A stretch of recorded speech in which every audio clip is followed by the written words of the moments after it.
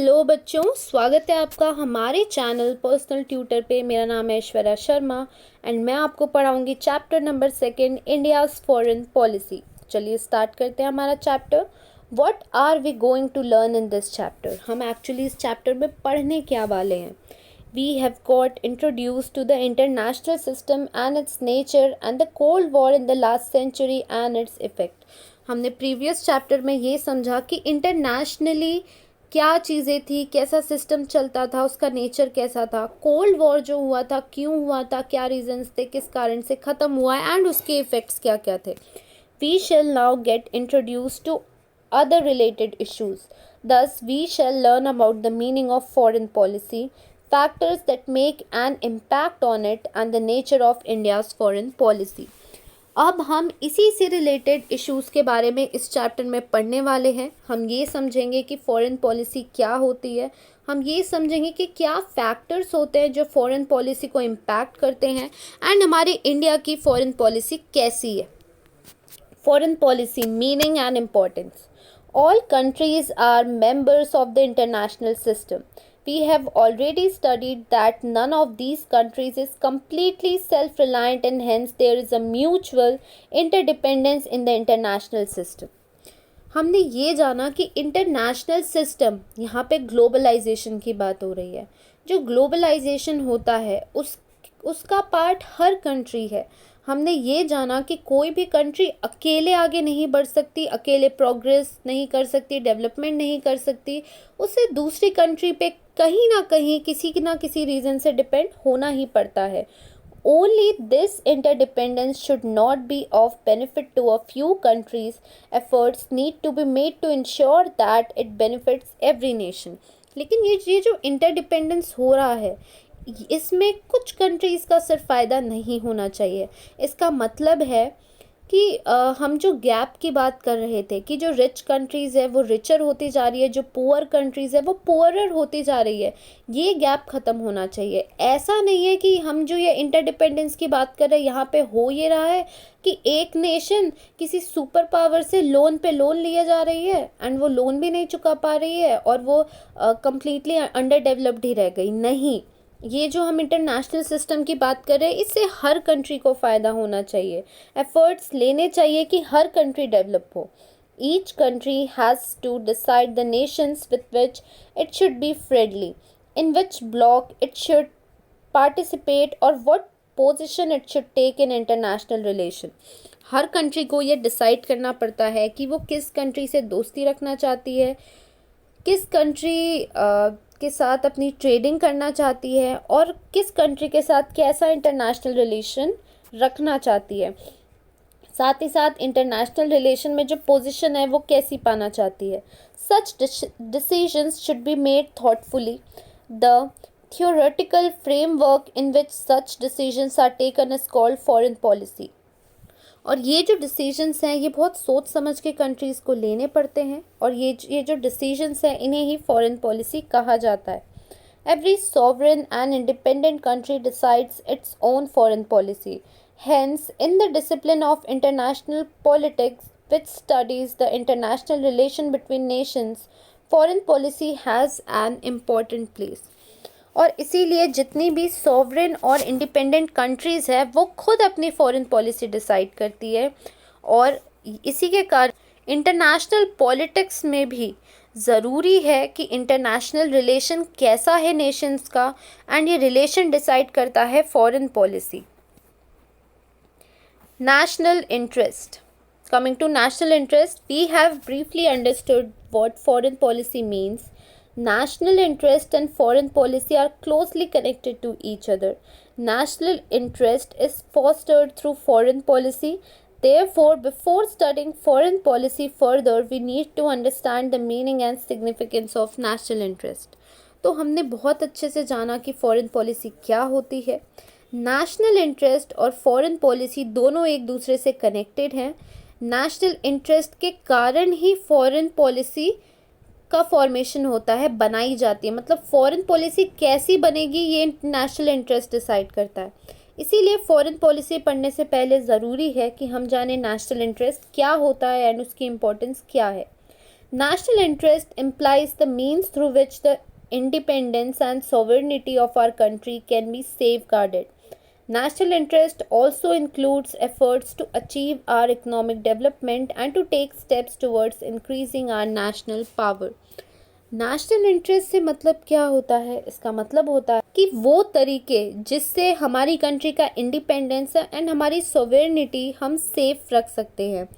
National interest में वो efforts भी आते हैं जो हम लगाते हैं अपने कंट्री को इकोनॉमिकली डेवलप करने के लिए, एंड वो स्टेप्स जो हम अपनी कंट्री में लेते हैं ताकि हमारा जो नेशनल पावर है वो इंक्रीज़ हो। When decisions are taken after giving a careful thought to what is beneficial and good for our country, we say that we are nurturing our national interest. जब हमारी कंट्री में हमारी government कोई ऐसा decision लेती है जो बहुत सोच समझ के हो, जो देश के लिए बेनिफिशियल हो और हमारे देश के लिए अच्छा हो, तो हम कहते हैं ये हमारी कंट्री के नेशनल इंटरेस्ट की तरफ काम कर रहा है। In this sense, the following factors are included in the national interest of any country. इसीलिए किसी भी कंट्री का जो नेशनल इंटरेस्ट होता है उसमें ये चीज़ें आती है। Defence, the production of our country's independence, sovereignty and integrity is highest national interest. हमारी कंट्री का सबसे इम्पोर्टेंट जो नेशनल इंटरेस्ट है वो ये है कि हम अपनी कंट्री का जो इंडिपेंडेंस है वो प्रोटेक्ट करें। मतलब हमारा जो डिफेंस सिस्टम है कि कोई दूसरी कंट्री हमें अटैक ना करे, हमें रूल ना करे। हमारी सोवेरेनिटी मतलब law is supreme in our country, and हमारी integrity. Economic development is also an important national interest, and economically weak nations will not be able to maintain its independence. Hence, economic development is understood to be an important national interest next only to defense. Next, economic development भी एक ज़रूरी national interest है। ऐसी countries जो economically weak हैं वो अपनी independence नहीं संभाल सकती, इसीलिए इकोनॉमिकली डेवलप होना भी एक इम्पॉर्टेंट नेशनल इंटरेस्ट होता है डिफेंस के बाद। National interest and foreign policy. Foreign policy is drawn up to foster the national interest of defense and economic development. National interest is considered to be the goal and foreign policy is considered to be the means to achieve it. National interest में जो दो objectives होते हैं, defence and economic development, इन्हीं को foster करने के लिए फॉरेन पॉलिसीज़ बनाई जाती है। नेशनल इंटरेस्ट को गोल माना जाता है एंड फॉरेन पॉलिसी को तरीका माना जाता है जिससे ये गोल अचीव किया जा सकता है। Goals of nation change with changes in condition and time, accordingly national interest also changes. And क्योंकि समय के हिसाब से, सर्कमस्टांसिस के हिसाब से हमारे जो भी गोल्स हैं वो चेंज होते रहते हैं, इसीलिए हमारा नेशनल इंटरेस्ट भी टाइम टू टाइम चेंज होता रहता है। These changes are reflected in the foreign policy, therefore foreign policy is always dynamic. और क्योंकि गोल चेंज होता है तो उसे पूरे करने का जो मीन्स है वो भी चेंज होगा, तो इसलिए फॉरेन पॉलिसी में भी चेंजेस लाना पड़ता है। इसीलिए फॉरेन पॉलिसी डायनेमिक है, मतलब चेंजिंग है। सिचुएशन के हिसाब से, सर्कमस्टांसेस, नीड्स के हिसाब से फॉरेन पॉलिसी को चेंज किया जा सकता है। Factors influencing foreign policy. Foreign policy decides what kind of relation to have with which country in the international system, but several factors affect foreign policy while it is being decided. Foreign policy ये decide करती है कि किस country का कैसा, मतलब obviously जिस भी कंट्री का की फॉरेन पॉलिसी है तो वो फॉरेन पॉलिसी ये डिसाइड करेगी कि उस कंट्री का इंटरनेशनल रिलेशन कैसा रहेगा किस कंट्री के साथ। लेकिन दूसरे फैक्टर्स भी हैं जिस हिसाब से फॉरेन पॉलिसी बनाई जाती है, जो फॉरेन पॉलिसी को अफेक्ट करते हैं। First is geographical location. You must have seen the globe or map of the world. You can see the geographical location of any nation from that. Some countries are far away from other countries while there are several neighboring countries around some countries. तो हमने जब भी globe देखा होगा या map देखा होगा world का, तो हमें समझ आया होगा कि कौन सी कंट्री कहाँ लोकेटेड है। उससे हमें ये समझ में आया कि कुछ कंट्रीज़ एक दूसरे से बहुत दूर है एंड कुछ कंट्रीज़ एक दूसरे की नेबरिंग कंट्रीज़ है। Some nations have a long coastline while some have plenty of mineral wealth. In some, the size, population, topography, coastline availability of natural resources, all these factors need to be considered while deciding the foreign policy of any countries. हमने देखा है कुछ countries की जो coast line है वो बहुत लंबी रहती है, कुछ कंट्रीज़ के पास बहुत सारा मिनरल रहता है। साथ ही साथ ये कहना है कि किसी भी कंट्री का साइज़ कितना है, कितना पॉपुलेशन है, वहाँ पे लैंड कितना है, वहाँ की कोस्ट लाइन कितनी लंबी है, नेचुरल रिसोर्सेज कितने अवेलेबल हैं, ये सारी चीज़ें डिसाइड करती है कि उस कंट्री की फॉरेन पॉलिसी कैसी होगी। Now coming to political system. In a democratic political system, the nation's parliament plays a major role in evolving foreign policy. When different aspects come up for discussing in parliament, the opposition parties try to regulate the foreign policy by raising questions about the same. जिस भी country में democratic political system है वहाँ पे जो उस country का parliament है वो एक इम्पॉर्टेंट रोल प्ले करता है फॉरेन पॉलिसी में, क्योंकि वो लोग ये फॉरेन पॉलिसी बनाते हैं। जब अलग अलग सिचुएशन आती है कंट्री में, अलग अलग प्रॉब्लम्स इश्यूज आते हैं कंट्री में, तो जो अपोजिशन पार्टी है वो क्वेश्चन रेज करती है फॉरेन पॉलिसी में एंड इस हिसाब से फॉरेन पॉलिसी में चेंजेस किए जाते हैं। Federal political systems have to take into account the inclination of constituent states while shaping foreign policy because the affairs in neighboring nations affect constituent states. For example, events in Sri Lanka may affect Tamil Nadu and those in Bangladesh may affect West Bengal and the Northeast Indian states. किसी भी political system को ये देखना भी ज़रूरी है कि उनके जो नेबरिंग स्टेट्स है वहाँ पे क्या हो रहा है और उनके मतलब नेबरिंग कंट्रीज़ में क्या हो रहा है एंड किसी भी कंट्री के जो डिफरेंट स्टेट्स है उन्हें वो इफ़ेक्ट करेगा जो भी चीज़ें नेबरिंग कंट्री में हो रही है। जैसे कुछ भी श्रीलंका में होगा तो वो तमिलनाडु को इफ़ेक्ट करेगा, कुछ भी बांग्लादेश में होगा तो वो वेस्ट बंगाल को या फिर नॉर्थ ईस्ट इंडियन स्टेट्स को इफ़ेक्ट करेगा। Now coming to economy. In modern times, the economic condition of any country has acquired great importance in deciding foreign policy. As a result, the economy impact foreign policies in two ways. आज का जो modern time है, इस समय जो economic condition है किसी भी कंट्री की, उसकी बहुत ज़्यादा इम्पोर्टेंस है फॉरेन पॉलिसी में, क्योंकि उस इकोनॉमिक कंडीशन के हिसाब से फॉरेन पॉलिसी बनाई जाती है और इसीलिए फॉरेन पॉलिसी में किसी भी कंट्री के इकोनॉमी का इम्पैक्ट बहुत ही ज़्यादा होता है। Now first, foreign policy is shaped by the need to establish economic relation with other countries, import, export, participation in world trade, all aimed at strengthening the economy of the country. किसी भी country की जो foreign policy होती है वो इस चीज़ पे completely depend करती है कि वो कंट्री दूसरी कंट्रीज़ के साथ कैसा इकोनॉमिक रिलेशन रखना चाहती है, इम्पोर्ट एक्सपोर्ट कैसा है, वर्ल्ड ट्रेड में कितना पार्टिसिपेशन है एंड ऑल ओवर जो फॉरेन पॉलिसी है वो हमारी इकोनॉमी को स्ट्रेंथन करे। In today's world, the issues of economic security are as important as national security. A country is recognized to be powerful in proportion to the economic security it enjoys. Countries having a strong economy are less dependent on others and they can have an independent foreign policy as well. आज की जो दुनिया है यहाँ पे national security बहुत ज़्यादा ज़रूरी है। नेशनल सिक्योरिटी के लिए इकोनॉमिक सिक्योरिटी बहुत ज़्यादा ज़रूरी है। जिस कंट्री के पास बहुत ज़्यादा पैसा होता है वो उतना ही ज़्यादा आर्म्स रखता है, उतनी ही ज़्यादा अच्छी आर्मी रखता है, उतना ही अच्छा डिफेंस सिस्टम रखता है एंड उतना ही पावरफुल एंड स्ट्रॉन्ग होता है। तो इसीलिए वो कंट्री जिसकी इकोनॉमी बहुत स्ट्रॉन्ग है उसे किसी दूसरी कंट्री पे डिपेंड नहीं होना पड़ता और इसीलिए उसकी पॉलिसी इंडिपेंडेंट फॉरेन पॉलिसी होती है। National leadership. The president, the prime minister, the foreign minister, the defense minister, the finance minister, and the home minister have a role in deciding foreign policy.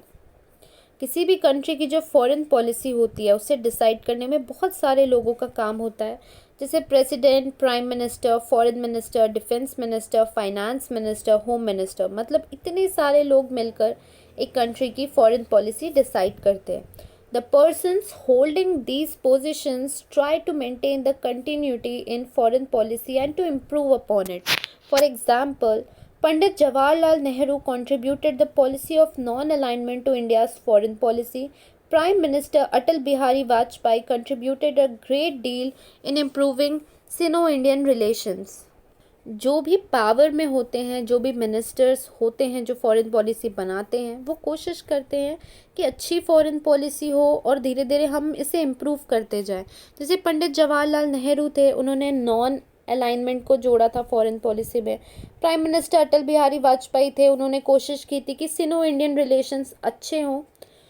Next is administrative factors. Ministry of external affairs, foreign secretary, embassies in different countries, diplomatic officers, etc. are the administrative factors involving in creation of foreign policy. Now, administration से कौन से लोग होते हैं जो foreign policy को effect करते हैं? होता है ministry of external affairs, foreign secretary, embassies जो दूसरी कंट्रीज़ में हैं, डिप्लोमेटिक ऑफिसर्स, ये सारे इफ़ेक्ट करते हैं हमारी फॉरेन पॉलिसी को. Even though the final decisions about the foreign policy are taken by the Prime Minister and the Minister for External Affairs, the administrative machinery helps to arrive at that decision. The administrative officers collect information needed to shape the foreign policy, analyze it, and give appropriate advice based on it. The National Security Advisor also completes this task. जो final decision होता है foreign policy क्या होगी, कैसी होगी, ये हमारे prime minister और मिनिस्टर ऑफ एक्सटर्नल अफेयर ही लेते हैं. लेकिन जो एडमिनिस्ट्रेटिव मशीनरी होती है, ये इन्हें रिकमेंडेशन देते हैं, इन्हें एडवाइस देते हैं एंड इन्हें फॉरेन पॉलिसी के डिसीजन तक पहुंचने में हेल्प करते हैं. जो एडमिनिस्ट्रेटिव ऑफिसर्स होते हैं, ये फॉरेन पॉलिसी के लिए जो भी इंफॉर्मेशन चाहिए वो कलेक्ट करते हैं, उसे एनालाइज करते हैं और प्रॉपर एडवाइस देते हैं. और लास्ट में नेशनल सिक्योरिटी एडवाइज़र जो होते हैं वो भी ये काम करते हैं. India's foreign policy. After taking this preliminary information about foreign policy, we shall now get to know more about India's foreign policy. हमने जब फॉरेन पॉलिसी के बारे में इतना सब कुछ जान लिया तो अब ज़रूरी है हम हमारे देश की फॉरेन पॉलिसी के बारे में जानें. India got independence in 1947 and from then onwards we started shaping our foreign policy independently. The directive principles of state policy have laid down guidelines about how to shape foreign policy. हमारी country को 1947 में independence मिला और उसके बाद से हम अपनी फॉरेन पॉलिसी खुद बनाने लगे अपने हिसाब से. हमारे जो directive principles of state policy है उसमें गाइडलाइंस दी गई है कि किसी भी कंट्री की फॉरेन पॉलिसी कैसी होनी चाहिए. अब मैं बताती हूँ directive principles of state policy क्या है, ये आपने पहले भी पढ़ा होगा. DPSP वो गाइडलाइंस होती हैं. ये जो होते हैं ये कंपलसरी नहीं होते हैं, ये बस गाइडलाइंस होती है गवर्नमेंट के लिए कि आपको कैसे काम करना है, आपको किस तरीके से अपना जो फंक्शन है वो करना है, किस तरीके से अपना पावर यूज़ करना है, किस तरीके से लोगों के वेलफेयर के लिए काम करना है. ये होता है DPSP. तो इसमें बताया गया है कि फॉरेन पॉलिसी कैसी होनी चाहिए. Article 51 among the directive principles of state policy lay down the broad framework for foreign policy. According to it, India should give priority to safeguard international peace and security. Okay, article 51 जो है directive principles of state policy का, वो ये बताता है कि कैसी होनी चाहिए फॉरेन पॉलिसी. उसके हिसाब से हमें सबसे पहले प्रायोरिटी देना चाहिए इंटरनेशनल पीस को, इंटरनेशनली पीस रहे एंड हमारी कंट्री सिक्योर रहे and resolve our international problems and disputes by peaceful means. और हमें किसी भी कंट्री से दिक्कत है, परेशानी है, कुछ भी डिस्प्यूट है, उसे हम पीस के साथ सॉल्व करें, शांति के साथ सॉल्व करें। The objectives of our foreign policy should be to maintain friendly relation with other nations and respect international law. India's foreign policy till now has been developed in this framework. और हमारा ये भी objective है foreign policy का कि हम दूसरे Nations के साथ एक फ्रेंडली रिलेशन बना के रखें एंड इंटरनेशनल जो लॉज हैं उन्हें रिस्पेक्ट करें। और हमारी आज तक की जो इंटरनेशनल पॉलिसी रही है, फॉरेन पॉलिसी रही है, वो इसी हिसाब पे ही रही है। तो यहाँ पे आपका लेक्चर नंबर 1 ख़त्म होता है। इफ़ आपको कोई भी डाउट हो तो आप हमें श्योर कमेंट सेक्शन पे पूछ सकते हैं। Thank you for watching.